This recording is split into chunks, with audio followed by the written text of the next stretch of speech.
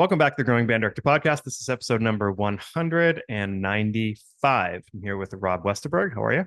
I'm doing great. Thank you again for having me, Yeah, Kyle. we had an episode last summer. Yeah, It was we episode did. number 98. It was a good one. Like it just went and went, and it was awesome. It was awesome. It was called Teaching Analytically. I think is how we Yeah, we kind of landed on that. describe that. And there's just so much to unpack with all the things. And since you live fairly close to me, and this is a time that we can kind of take this. I mean, this isn't going to air until fall, Hmm. probably late fall kind Yeah, of thing. So, kind of keeping that in mind about like people who are listening are kind of near the end of their first quarter sure. with things. So, even though we're in July, we're kind of thinking Thinking ahead to the ahead. future. Um, so, for the people who have not listened, because I think there's a lot of people listening to the podcast who were not listening a year ago, they've kind of Hmm. come on. And even though the great thing about podcasts is you can go back and listen to as many as you want for wherever. Um, when we talk about teaching analytically, like I took that from what you were talking about and then made that the title. So what does that mean to you? I've always said in music education that the why is more important than the what. And if you're clear on that, then that will drive what you do and how you do it. But the understanding why you're doing something has to be at the forefront of your decision making. And to me, being an analytical teacher is saying, okay, here's what I'm receiving, whether it's data, whether it's the performance, whether it's interactions, and thinking through, okay, what am I hearing and what am I receiving? Excuse me, what am I receiving? And we also talked a little bit about how there are problems and there are symptoms. Mm-hmm. And I think teaching analytically is the art in the skill of looking at something and saying, well, okay, that might be a problem, but how might that actually be a symptom of something very different? What do they not really know that we can teach them so that then that symptom doesn't happen anymore? Yeah. Instead of being reactive to, okay, that note's wrong, let's fix the note. What's going on here that caused that to be wrong? And so in the choral world, I'll say there's no such thing as difficult notes. There's difficult intervals, Mm-hmm. and there might be difficult harmonies, but there's no such thing as a difficult note. So why is it difficult to sing the D to the B ascending versus singing the D after singing a C? We will get right back to our content, but I wanted to thank you for being such an amazing band director, that you're taking your time and listening to a band director podcast. There's many options out there, and I appreciate you very much taking in this content. I hope that you understand that your students are very lucky to have you as their band director, that you're continuing to grow, and that they are going to benefit from your improved skills as a band director. You can share this episode with any band director friends or other music education friends who can learn from this content, because good pedagogy is good pedagogy. And if you could take a moment and go to thegrowingbanddirector.com, and you'll be able to sign up on our Patreon platform to give at least $5 or $3 a month. And it helps the content continue to be created for you to help our profession grow. Let's go back to our scheduled episode. And being analytical about what are the students experiencing so that you can get to what it is that you need to get after to help them learn and to grow. And usually when you find that not symptom, but problem, then you say, okay, how can I work that into a warm up? Because you said, right, because the warm ups are basically your literature, but then you add the sheet music for the literature. Yeah, that's another thing I alluded to. I always say rehearsal is warm up plus literature. And what I mean by that is you're using your warm ups, you saying the word warm ups in a broad sense. You're doing significantly more than warming up. Mm-hmm. What you're doing is you're using that warm up time to develop skills, to develop whatever it is that's on the agenda as a teacher in that classroom. You use that time to either introduce skills or to refine skills, develop skills, and then you're using the literature just to apply it. And those skills are developing very vastly between your top choir, and you mentioned you had some boys who had like the range of a minor third, and it's like what, low G to low B flatters, Yeah, something like right, that. right. So obviously it has to be a warm up that is going somewhere. It's like intentional because of the music you're performing or because of the skills you want them to learn, and it has to be based on what they can already do So they're being challenged, but it's also at their level. For sure. And that's absolutely what goes on in the instrumental world as well as a band director. So A is the warm up component, but B, what are you using that warm up time? One of the questions you asked last year for me, I think, was how much time is too little time or too much time doing warm ups? You know, and I think it comes down to if you have a group talking about different levels. If you have a group that's performing grade 3 literature, why did you choose grade 3 literature for them? And you know why. So let's unpack that for a second. This is what I want to develop in those students by them doing this grade 3 caliber literature. Well, then the warm-up time is the time to be digging into that. What warm-ups are you doing with the band to develop that skill set, not only communally, but individually? What do those students need during that time? Some of my favorite rehearsals I've ever run with my student teachers are rehearsals where we never actually got to the literature that day, you know? And so my friend Jerica and I remember vividly one day, it was 2011, first second semester of 2011. We're talking about different warm-ups and some different things we could do to develop. I forget what the skills were, but I remember we did this and we talked to the students about like, we want to develop this skill. So let's try this warm-up. And we tried it and students said, well, what would happen if, and we just went on, and about an hour and 5 minutes later, we were so into it and the bell rang and no one was ready to leave and we never cracked open the music. You know, that's skill development. But I can assure you what we worked on that day wasn't fluff. What we worked on that day, they then applied to the music. So it's not a matter of how much time you spend. If it's rich with content and it's rich with results, run with it. And so I just wanted to mention, just came to me also, depending on the time of year, your warm up might be shorter. It might be like, concerts tomorrow, we got to get X, Y, and Z. So we're going to do the quick drive by and then get to what we have to get to. They should probably never be learning something in a piece that they don't already know. Right. And then, of course, nobody's perfect. So you go, oh, whoops. Oh, right. we don't know that. All right. So that's going to be part of the warm up for the next week. And we talked about that last time, that the most wonderful thing that can happen to you as a music teacher, as a director, is to have those moments occur.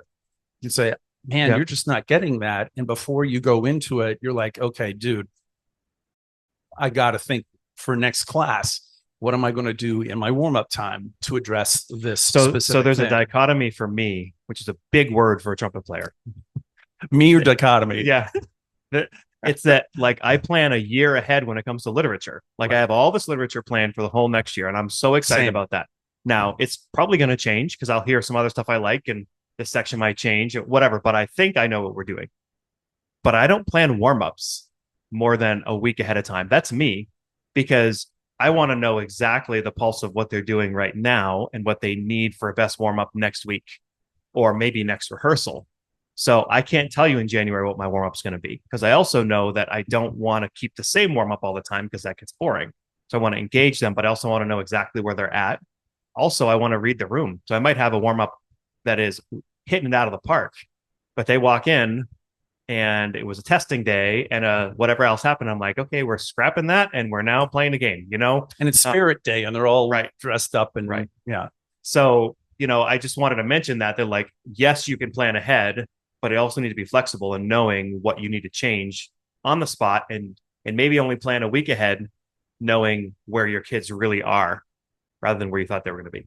Austin Custom Brass is a proud sponsor of today's podcast. They can be found online at austincustombrass.biz. The Austin Custom Brass shop is located in Kansas City, Missouri. They're frequent attendees at MEAs around the country, including a TMEA in Texas and Kansas and Missouri. They go to Midwest and Chicago and International Trumpet Guild. And give them a call today at 816-410-0826. If it's anything brass, they have it. Beginner to professional. This is a startup company from many years ago that's grown and grown and grown. Trent Austin has done a fantastic job with this. They're great people. They have many types of instruments, from Adams to Rath trombones and Shires and Getzen and Edwards and Schilke and Lotus and Courtois and many, many more. They have many new and pre-owned instruments. You can check them out online again at austincustombrass.biz. They also offer a great selection of high quality budget conscious brass instruments for students and band programs, including being the exclusive dealer for Manchester Brass, great company. They also offer Brass Spire, Carroll Brass, John Packer, Y. Fort, and of course, our own wonderful line of instruments, Austin Custom Brass Doublers line. Give them a call today at 816-410-0826 and find out why they can help you grow as a brass player. There are remarkable resources for all brass players, and they will do POs and work within your budget for your band program to get you what you need for your kids. So you could draw 3, maybe even 4 different levels just from what you just said. I would say 1, some foundational pieces that you're going to go after. Tone is a non-negotiable every day. Tone is a non-negotiable. You can plan out 5 years from now warm-ups addressing tone. Yeah. You also know, as you said, that the needs of the ensemble might change year to year, semester to semester. So you're taking in, being analytical about what you're hearing individually from them and collectively, and saying, okay, for this semester, these are the additional pieces I need to put in there. You might also say in the second week of October that I'm now picking up on these specific needs. And so for next class, I'm going to go after this. But then the fourth one is on any given day, okay, spirit day or something happened in school today and the kids are just in a weird place or something like that. And okay, I'm scrapping that. This is what I'm going to work on today. Right there are 4 different levels and 4 different ways of approaching how you're just going to be doing your warm-ups. So how much is too much time and how much is too little time? Depends. Which one are you going for? It depends. But going back to the analytical piece, know why you're doing it. Yeah. It's not, well, we've got to do warm-ups today, so I might as well just do it. So a great teacher, you could say, knows the pedagogy inside and out, knows what they're doing, knows the literature and all that. I think I was okay with that at the beginning. I was better at it than I was the other side, which is know your audience, know the students, and then be able to know the audience at that moment, not the audience that you have in your head or the audience that you think they're going to be, or if they're going to be, or that they were, what are they right now? And pair up that pedagogy with what you're actually seeing right now. That's where the bag of tricks comes from. Yeah. And if you have a chance to observe great conductors, whether it's at districts or all state, every year, I've really tried to make a point of getting one professional day to go observe a colleague somewhere. Last year, it was the 3rd week of September, and already I knew, okay, I need something to go on. And so I went up to Brunswick and saw a former student of mine who is a far better teacher than I am now, Ashley Albert, and just spent a day with her and just watched her, just observed her. And I know her well enough to know generally what she's going after, but I picked up from her a couple of bag of tricks that I actually used the rest of the year that I've, in the appropriate context, I was like, this is perfect. This is exactly what I need. So the bag of tricks is so essential. It's not just enough to, well, I know the music and I studied my score. What are the pedagogical pieces that I can apply to this? Talking last year about how at MSYM for 15 years, one of my favorite parts of it as the choral director was watching 2 hours of band rehearsals first thing in the morning. Yeah. The symphonic band for an hour and then the concert band for an hour, and then laying on those poor chorus students for an hour, everything that I was like thinking about and watching it. That's your bag of tricks is everything. But then it's not, oh, look at me, I'll be cute. One of my colleagues, one of my mentors used to say he hated choral directors who would be chorally cute. And what he meant by that was doing a really cool thing because it was really cool. Oh, that might be really cool, but what's the point? Yep. And so if you have your bag of tricks and learning all those things, but then the practice of just learning when and how to apply those things, that to me is the fun of teaching. And I don't even plan half those things. Right. It's just like, it's coming out of my mouth. I'm like, oh, that was smart. Like, but when you do it enough, you just get more comfortable. Exactly. We've had many composers on this podcast, including 3 that are exclusive composers to Excelsior Music: Laura Estes, Carol Britton Chambers, and Tyler R. Carey. Excelsior Music is now a proud sponsor of the Growing Band Director podcast. As a composer-led publisher, Excelsior Music publishes music that is for all levels for concert band, jazz ensemble, solo and ensemble, plus method books and resources. They're known for publishing inspiring, accessible music by composers who are sensitive to and passionate about the educational aspirations of your young musicians. Find your perfect back to school music at excelsiamusic.com. That's EXCELCIA music.com. You're processing what you're hearing and what you're seeing. It's a matter of processing and saying, this is what I'm gleaning at the moment, but it has to go beyond just the whole Steve flat suite. We got to fix that note. It goes way beyond that. Mm-hmm. What am I doing with my ensemble to develop them individually and collectively? And what am I hearing that can help basically tell me what I need to be doing? So you're a chorus teacher that teaches by number. Yeah. And not solfege. And I teach by number all the time. In fact, one of the parts of my warm up, not every class, but a lot of times I've done is, you just put I just put a number pattern up there on the board, whatever it is, and whatever level they can handle. It probably starts on one if they're young enough, but at some point it could be anything. But then, okay, we're playing that around all the circle on every scale or whatever. So you can develop some technique and some fluency in different keys. But why do you use numbers instead of solfege?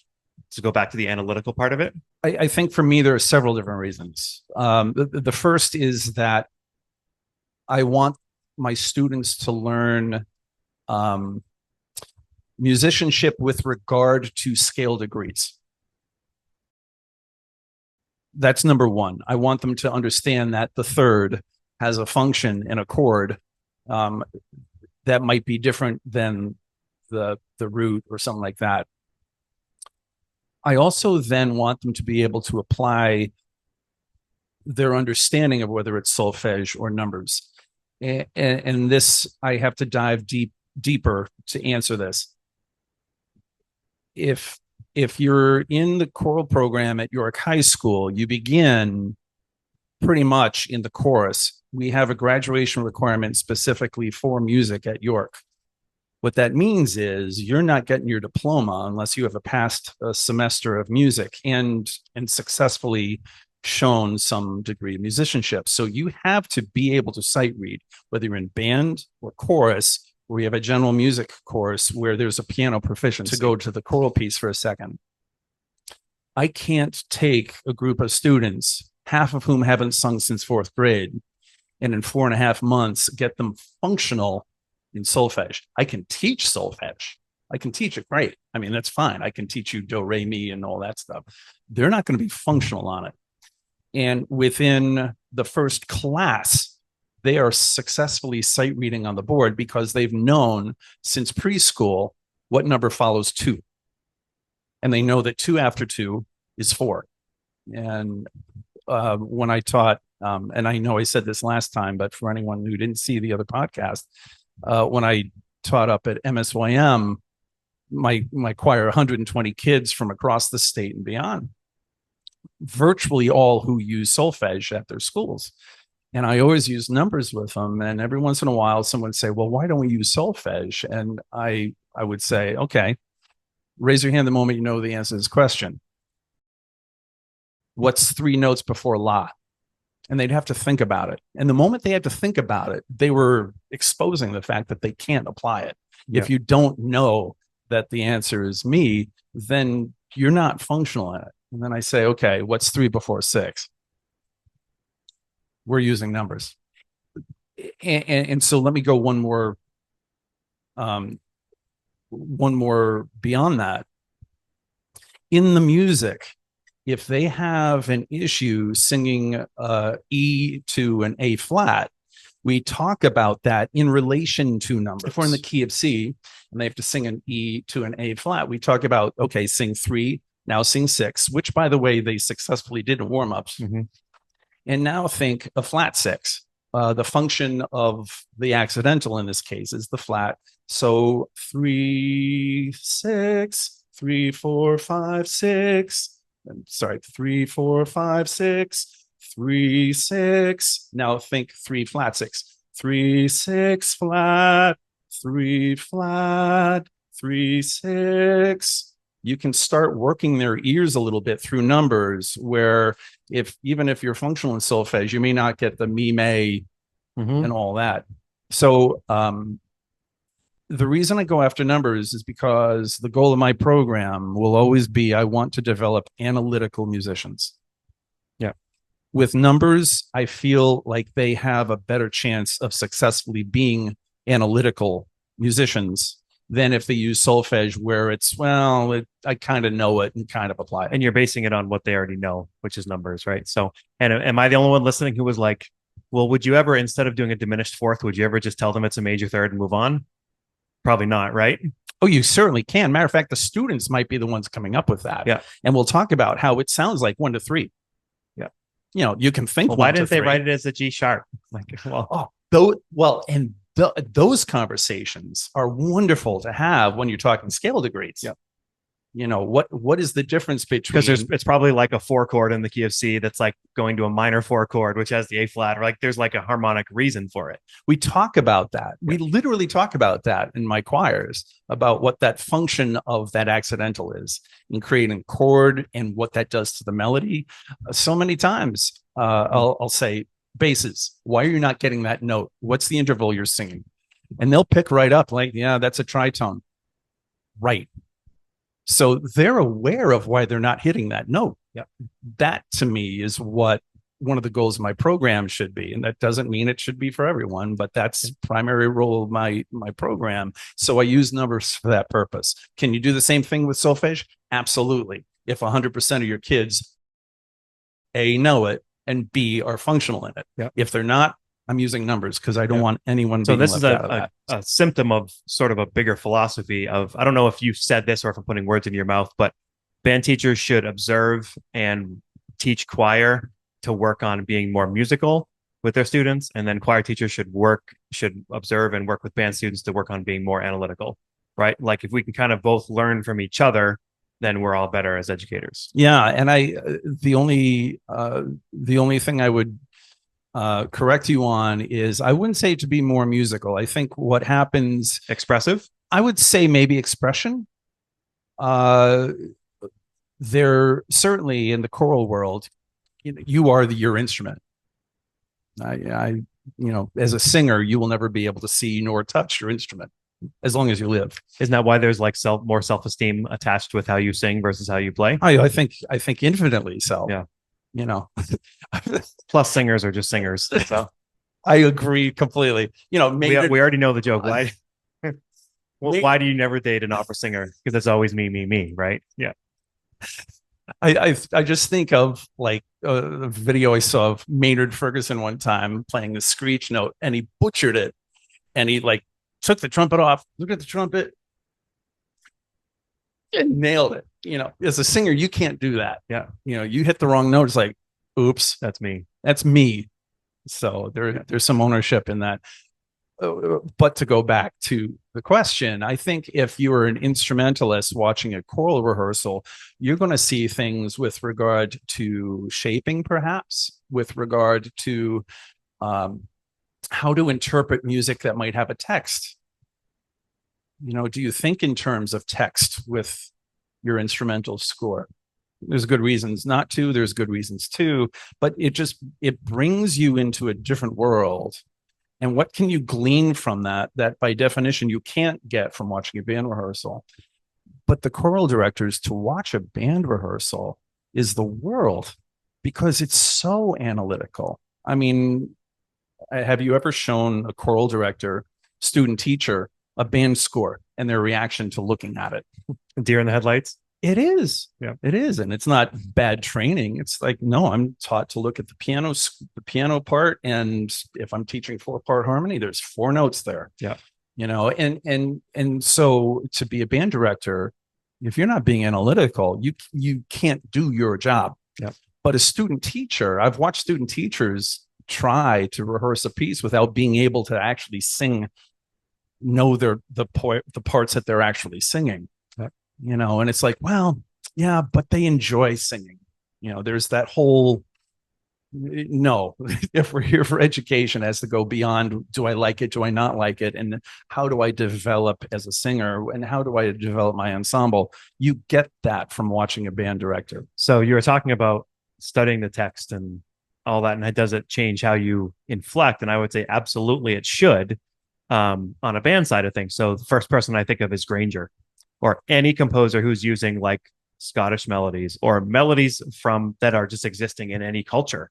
Because if you go back and you study the text, it's clear what words are going to get the emphasis and which ones are not going to get the emphasis. And sometimes that's in the melody and sometimes it's not. But if you study those words and maybe how people sang it in its original form, then you apply that and you have your students do it within that piece. Like you're showing a deeper understanding of the music rather than just what's there. So, for example, there's a piece by a great composer named Randall Standridge, and the piece is called Rowan Tree. It's based on, I think, is that a Scottish? I think it's a Scottish tune. Anyway, it's gorgeous and it starts with like some low brass and then the clarinets and French horns, which is a great pairing, especially if you don't have French horns, the clarinets can cover it for you. And they have the Scottish snap, the Dida that's in that melody. Well, if you study the original melody of Rowan Tree and have all the kids maybe potentially sing it or speak it, maybe we'll talk about that later, but then they're like accessing it from like a primal viewpoint. And then you figure out where you want to have the accent or whatever on which syllable. Then you find where that is in the part and then write it in and then make sure wherever that melody comes in the entire piece that they're all doing it the same way. Right. I mean, these are ways you can make this piece sound more authentic and deeper than just saying, well, Randall didn't write an accent there, so I'm not going to do it. Right. Which, like, if you ever asked him the sheet music, if you need me to write in everything that every musician would do, you just can't do that. Yeah, I couldn't agree more. And so it's not that choral directors can't learn to be more analytical without watching band directors, and band directors can't learn the nuance inflections of music as if it was a text without watching choral directors. I just think it's extraordinarily helpful and just brings to light so many cool things when you're watching it, because you're also getting out of this mindset that, well, okay, I teach band. No, you teach music. Yep. I teach choir. No, you teach music. And there's something to be learned from everyone, you know, and so put yourself in that position where you were the one who told me last time, who was the band director you said who studied with a mime? Oh, Alan McMurray. Yeah. You know, how do you become a better conductor? Well, I'm going to study from a mime. No, but by watching, then all of a sudden you're bringing things in you never would have been exposed to. Yeah, he literally spent 6 months in New York City with this mime. Like, you're telling me that story and my mind was blown. It makes all the sense in the world. And so if you're bringing so in the last year, have you done that? Have you gone to study with a mime? No. Okay. But yeah, I've thought a lot about that though. And with regard to my conducting, even since the podcast last year, I've spent a lot more time, because we talked a lot about it, a lot more time being analytical about my conducting and my style and all that. And you've been very complimentary to me over the years about my clarity as a conductor, but I've always felt that I'm a better teacher than I am a conductor. And so I've tried to be a little bit more intentional with my movements and what I'm doing and what I'm showing the students. It's not that I wasn't intentional the previous 36 years of my career, but it goes to, you know, what you always say. It's about, you know, the growing teacher, the evolving teacher, and what can you do to bring yourself to that next level that you've never reached before. And I don't know if I have or if I did, but I know that that was something I really made a conscious decision to try to do this year. When I was talking with Robert Grogan, who's a middle school teacher in Cobb County in Georgia, he said it's really important on the podium. Now, I don't know if this is his view from a middle school standpoint or high school, if you would agree, disagree, but on the podium, being clear and firm, off the podium, being understanding, flexible. What's the word I'm looking for? Like relating to them more as people, but you have to be different on the podium as you are off the podium. However, when you're on the podium, it's still fun to be goofy, right? But you can't be goofy and, like you say, self-deprecating and have this wild kind of whatever on the podium until you've established certain norms and certain protocol within your class. So don't be a jerk to them off the podium. But if you are on the podium, that's the place to do it. I love talking about the distinction between being a teacher versus being a conductor. And we have to wear both hats. Last time I used the analogy of the NASCAR the car builder versus the car driver, very different sets of skills. So every year I poll my students as to characteristics and traits of the best teacher they've ever had. And for the last 2 years, the same 4 traits and characteristics have risen to the top. So it's not a fluke. The prompt is, and there's a form they fill out. There's a formal Google form, and I collect the data. Think of the best teacher, the best teachers you've ever had. Doesn't have to be a music teacher, even better if it's not. And I want you to think of what the characteristics and traits were of those teachers that made them the best teachers you have ever had. So that just equal playing field for everyone. And the 4 things that came up this year, again, make sure I have them right. They were kind. They were engaging. This is the student speaking. They helped me understand the content better, and they answered my emails. I love that 4th one because it came up 2 years in a row. Like the best teachers they ever had answer the emails. But let's look at those first 3 things. The best teachers I ever had were kind, and they were engaging, and they helped me understand my content better. And I would argue that all the score study in the world ain't going to help you with those first 2 things. Mm-hmm. It can certainly help you with a third, but only to a degree. So if you're talking about what does it mean to be a band director or a choral director, you're talking about a skill set that has very little in some ways to do with what it is to be a good teacher. And for us, it isn't an either or proposition, to the point that you really eloquently said, when you're on the podium and when you're off the podium. And when you're off the podium, are you kind? Are you engaging? Do you answer the emails? And are you connecting with the kids in a way that allows them to sort of open up to what you have to give to them as a teacher? If you're not, then you could be the quote unquote the best teacher in the world. They're not going to gain anything from you. Dr. Tim said something one time in a leadership thing where he said, people aren't going to follow you until they see that you bring a benefit to their life. I love it. People aren't going to follow you until they see that you bring a benefit to their life. I love it. And sometimes that's just, I'm better at the trumpet because this teacher helped me get better at the trumpet. Let's go. Great. Yeah. Now let's separate that from what does it mean to be a good conductor? And I think that's even a question you asked me last time. What does it mean to be a good conductor? Well, that has a whole separate skill set. And one of the ways I was thinking about this, that I thought about this sometimes, being a good teacher means using the literature to elevate your students. The good literature that you've selected. The good literature that you've selected. Yeah. Being a good teacher is using the literature to elevate your students. Being a good conductor is using your students to elevate the literature. Interesting. And I think it's impossible to do simultaneously, but almost a necessity to do at different points in the rehearsal. Yep. And so at this point in the rehearsal, warm-ups, this is about elevating my students and their skill set. And then conductor hat, you're now going to apply that to enrich this literature that we've selected that's going to cause you to grow. But this is about the literature.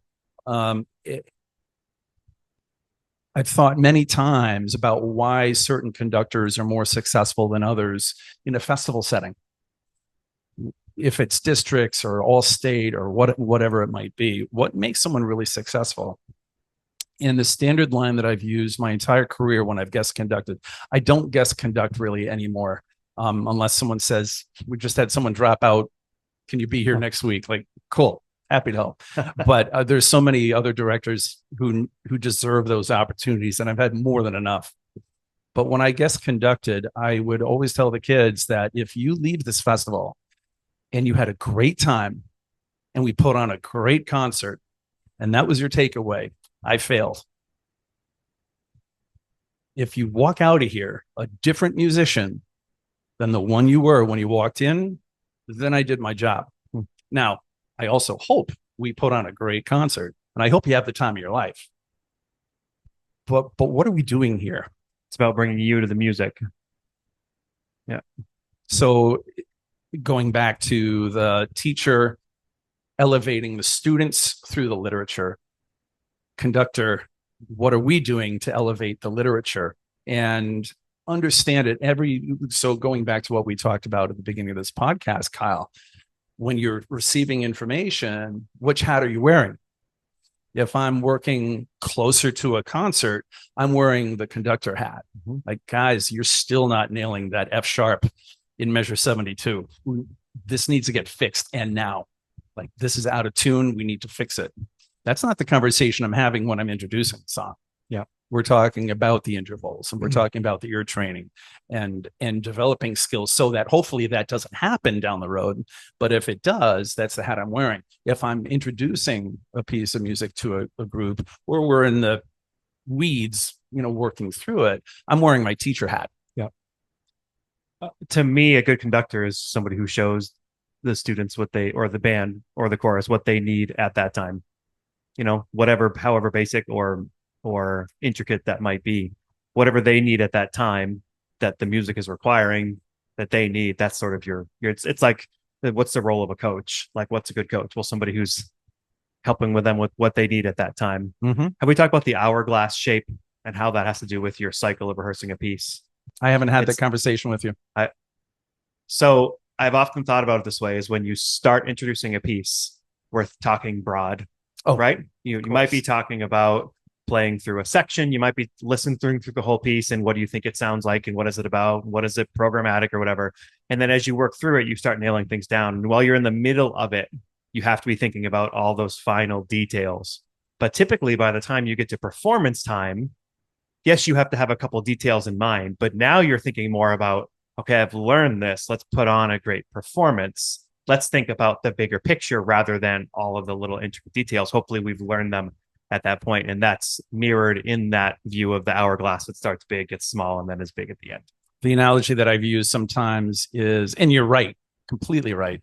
The analogy I've used sometimes is the artist Georges Seurat, the French impressionist painter. That is above my head.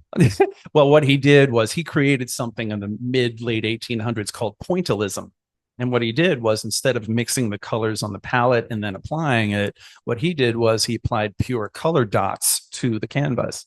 So if he wanted purple, he would take the red, ... and then take pure blue, same general area, ... until it's absolute. You stand back and all you see is purple. And if you ever look at Georges Seurat's paintings, you stand back and there's this brilliance of color. There's limitations to it, which is why it never took hold for very long. But I love applying it to looking at a piece of music and looking at our role as a teacher. There's a time to be applying the red, and there's a time to be applying the blue. And I think as musicians, we're always looking at the red and we're always looking at the blue. But the closer you get to the performance, you're stepping back from the painting. And then all of a sudden you see the purples. I've had to use that analogy a lot with my choirs over the years, because leading up to a concert, they'll be like, man, I'm still not getting that, whatever it is. Like, okay, if we don't get that, I just want you to know I'm hearing purple. Yeah. I'm not letting you off the hook. We're going to get as far as we can. Yeah. But don't lose sleep over this one thing, because what we've gone after to accomplish, we've largely done. And if you miss a note, that didn't ruin the concert. Yep. And sometimes psychologically, junior high students and high school students, you have to go there with them. Like, I played a wrong note, the concert was ruined. Yeah, right. No. but and then also talking about how much you speak in a rehearsal, how much is too much, how much is too little, has everything to do with where are you in the development of the group, where are you in relation to the concert. Instead of the hourglass, I look at it as here's how much you talk as you get close to the concert, and here's how much they're playing getting close to the concert without stopping. And I've had the older I get, And the more experience I have, the more difficult it is for me to conduct the concerts because I hate not being able to teach. And I can't. That's not the role of the concert. Yeah, so often, say there was 50 things you wanted to fix in this rehearsal cycle, the fact that there's still three that they just didn't get it, you still have to let it go, You have put on to. a great performance, because guess what? Zero of the parents know about those three things. And And if that's you the let it go, purple. the kids will have a better experience with it as well. And that's the purple. Like we missed a red, we missed a blue. We went after it. You We know, did all the right when I was a things. younger teacher, we'd have a great concert for these students, and the parents would come up, "Oh man, you sounded awesome. The kids were great." And I would be like, "Man, I really wish we had gotten that key signature." You know, like I missed the boat because, like, yes, that was something we didn't do, but they were on a high because they saw their child like doing this awesome thing, which if you step back was awesome. But all I could focus on was the stuff that still wasn't good. So I brought them down. Not only did I make them think of their experience as lesser than it was, I almost called them stupid because they didn't hear what I Can't you heard. hear the problems we And had? like, Yeah. why can't I go back to my younger self and like, don't do that? When somebody gives you a compliment after the concert, there's one response. Thank you. The kids did a fantastic job. I wish I'm the exact same way, Kyle. We didn't talk about this ahead of time. I'm the exact same way. And when I started my career, it was painful to have to see the parents afterwards. Don't you know what you're talking about? It was awful. So something that happened to me my first year ever at MSYM. It was a 2-week camp back then. At the end of the first week, we had a mid-camp concert. I worked with the kids for the first week, and we get to the mid-camp concert. The dress rehearsal for the mid-camp concert, awful. Worst dress rehearsal I ever had. I'm like, these kids, because I went in assuming, well, like they want to go to music camp, they're going to have skills, and their skill set was not there, and that's fine. But I missed the boat on what they were going to bring to the table, and so I programmed accordingly. It's camp. Yeah. And so so the mid-camp concert comes, and the entire time, Kyle, I'm sitting there like, I hate my life. I can't believe this is happening. I'm conducting away. I'm putting on the fake smile. Mid-camp concert ends. I had a bike with me that year. I rode the bike all the way back to York Hall, and as quickly as I could, changed out of my concert clothes to dress into some other clothes so I could ditch that place as soon as I could and just ride my bike for an hour. I was so depressed and I was so down. I was like, I just don't want to see anybody. I'm laughing thinking of you riding your bike in a tuxedo on the UMaine campus. Anyway. So I was like, I got to get out of here. And so I'm changing, but I'm too late. I change, and so I go to my bike. It's on outside, and there's kids coming back from the concert, and a couple of I think there were 3 of my course students were standing on the balcony, overlooking where my bike was. Hi guys, and I'm unchaining my bike, getting ready, and one of them said, "Mr. Westerberg, yes, we were talking, and we want to thank you. That was the best concert we've ever performed in." And I'm thinking to myself, what experience I had is not relevant. It's not relevant. What's relevant is, what did you give your kids? And you never know what they were singing in before. Maybe they never sang in a group more than 5 people. Like, you just don't know where they were coming from. Well, and that's exactly it. And that was, I can honestly say that was the delineation point for me in my career, that instead of worrying about how I felt, let's actually focus where the focus should have been all along, which is on the kids. Now, that doesn't excuse the fact if it wasn't perfect. Okay, fine, it wasn't perfect. What are we going to do about it, down the road? But it has everything to do with the kids, so go after it as a teacher, wear that hat, elevate the kids, Enjoy it at the end. And as a conductor, do what you can with the ensemble you built. It's the organ player who built their own organ. Mm-hmm. I know there's things I can do better with the organ if we can, but just enjoy the performance. That's awesome. That's awesome. So you're an expert to talk about getting hesitant singers to be able to sing, because you talked about having a bunch of, especially boys, a lot of times, who are like in your class because they have to be, and you're trying to hook them and they have the interval of a minor third or whatever. So when we're trying to get a band to sing, and maybe they haven't sung in the younger grades, or maybe sometimes you have bands who just love to sing and sometimes they don't love to sing. I'm sure choirs are probably the same way. Sometimes you have choirs like you can't stop them from singing, and sometimes you have to get them to sing out and all that. So what are a couple tricks that you can do for those kids sitting in the band who are not confident singers, or they're hesitant singers, to get them to eventually be able to? Sure. Great question. Some really powerful moments occur in a concert when the band all of a sudden starts singing. No one sees it. I actually remember it's an Andy Boysen piece, I think, called I Am. Mm-hmm.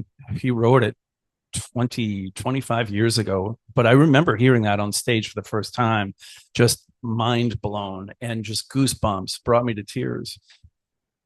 If you're having your band sing at any point, what I would say is, number one, go back to what we've already talked about. You don't teach it in the context of the music. So if you're going to have them sing in the literature, spend some time doing warm-ups with singing, first of all. And what are you going to work on? Well, one of the things that you can work on, number one, is reminding them it's an instrument.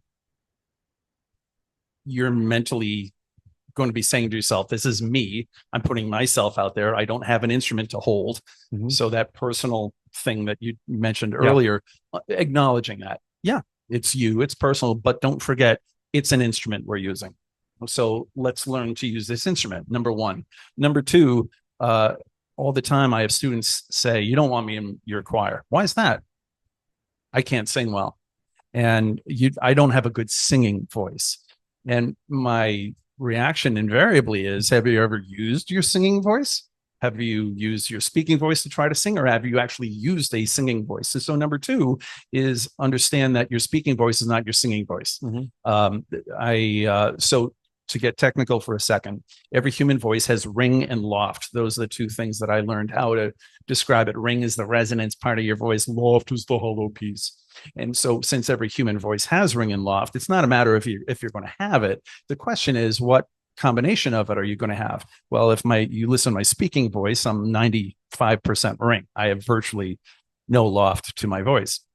If I'm singing, however, I'm going to add that loft piece and do a combination. And I would never speak this way, but I'd never sing this way. Yeah. And so when you talk to your band about let's establish what a singing voice is, let's play. Let's get in the sandbox and play around a little bit. 1, 2, 3, 4, 5, 4, 3, 2, 1. Sing it with pure ring. Now do a pure loft. 1, 2, 3, 4, 5. Let's do a good combination. 1, 2, 3, 4, 5. Open the mouth, drop the jaw. What I use sometimes is raise your soft palate and sing through your top front teeth simultaneously. And just play with that. And so establishing tone. And then, of course, instead of playing your instrument, you're singing those notes instead. Go to numbers, solfege if you want, but use numbers. What scale degrees are you singing in this part? So, choral directors all the time will say, that's unfair to say that. Choral directors do not say all the time. From time to time, a choral director will say, you're not hitting that note. Listen to me play it on the piano. Well, no band director in history of mankind has ever done that. Mm-hmm. And you're not about to if you have your band sing. So if nothing else, tell them what scale degrees they're going to be singing in their part. When I was with Matthew Rao, he was talking about when you have a band sing along with a section or sing along with something you're playing or whatever, because a lot of times there's kids who they can't match pitch and they're not at that point and they're so hesitant, they're not even going to make a sound. They're just going to open their mouth and they're not even going to do anything. Especially you got 50 kids in front of you. It's hard to pick out those kids and they don't want to be picked out. No. So he always talked about actually having them speak the part. So if you're singing or playing and they're literally speaking along with you, more often than not, the kids who can sing are going to sing, Mm-hmm. but the kids who are speaking are going to speak. They're going to do something.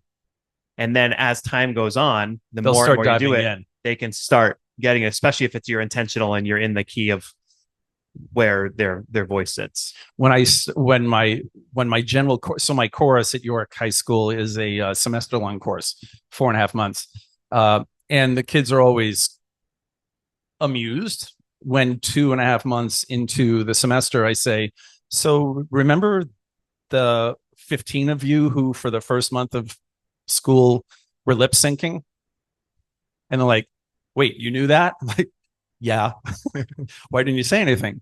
You just needed to catch up to everyone else who feels like I can at least try this and at least do something. Makes all the sense in the world. Yeah. The other thing I would say though is, especially to a band student, you're not going to be in a band unless you have some reasonable ears. And I'm speaking, the high school context, not a beginner, fifth grader picking up the trumpet, or sixth grade beginning band or something like that. Separate issue and separate goals. But if you're in a speaking as a high school band, if you've gone this long playing your instrument, you probably have pretty good ears. Mm-hmm. Trust them. Just trust them. And if you sing wrong notes, then you sing wrong notes, and we can address that. But just trust your ears. You're a good musician. Lean on that. I remember, I don't know if you ever met Elaine Fire or Elaine Wolfson. She was a chorus teacher while I went to high school. I was going to say Elaine Wolfson. I've heard the name before. Yeah, she was Elaine Fire before that. Okay. And she, I think in 2006 or so, passed away from cancer. And to this day, when you go into that auditorium, you see her picture on there. Well, she was a choir teacher, and I was a trumpet player as a freshman, and I was one of those boys that she wanted to get into chorus. My mom was is a singer, right, and like, right. But I said I don't know how to sing, because of course I did, but I didn't really understand how to match pitch. So she's like, I don't care, you'll be fine.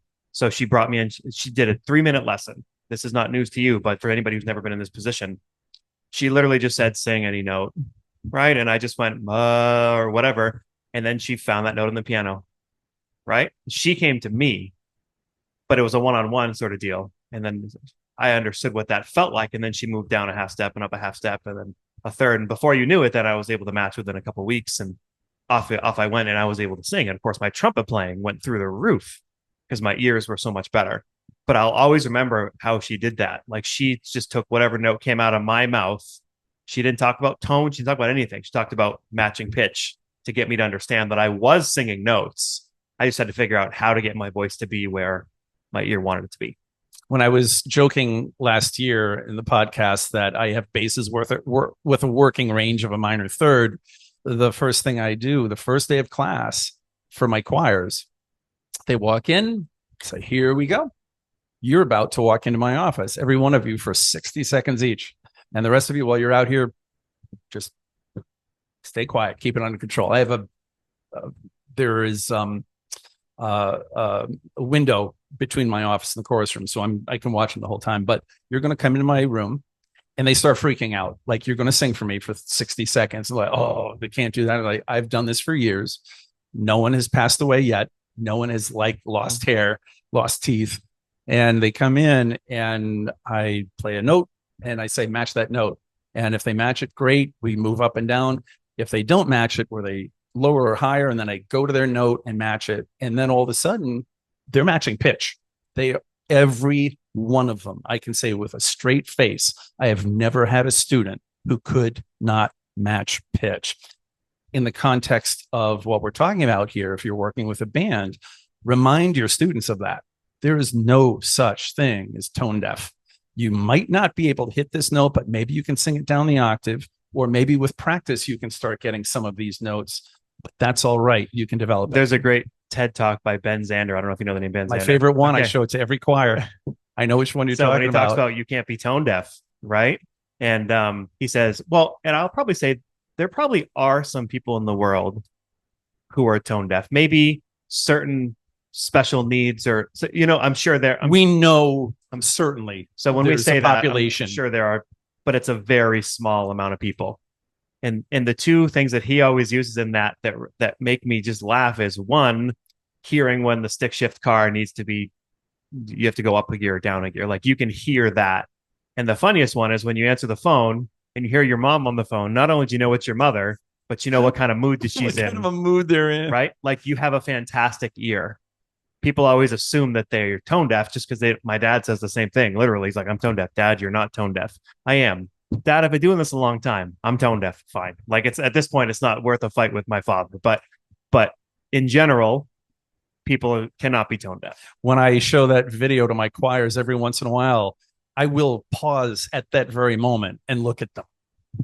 Like, is he right? Like, oh yeah, well, well, how does that relate to pitch? You have a good ear, trust it. Trust it. For me, it was making the distinction between being what's the distinction between being a teacher and being a conductor? Yeah. It's immense to me to have teachers understand that the skill set for each are different and independent from each other. And it is an art form to be a music teacher who's able to master those two sides and synthesize them in a meaningful way. And that, man, you're never going to master that. No matter how long you teach, no matter how old you are, no matter what you will never ever master that. And that's, to me, the fun of being a music educator.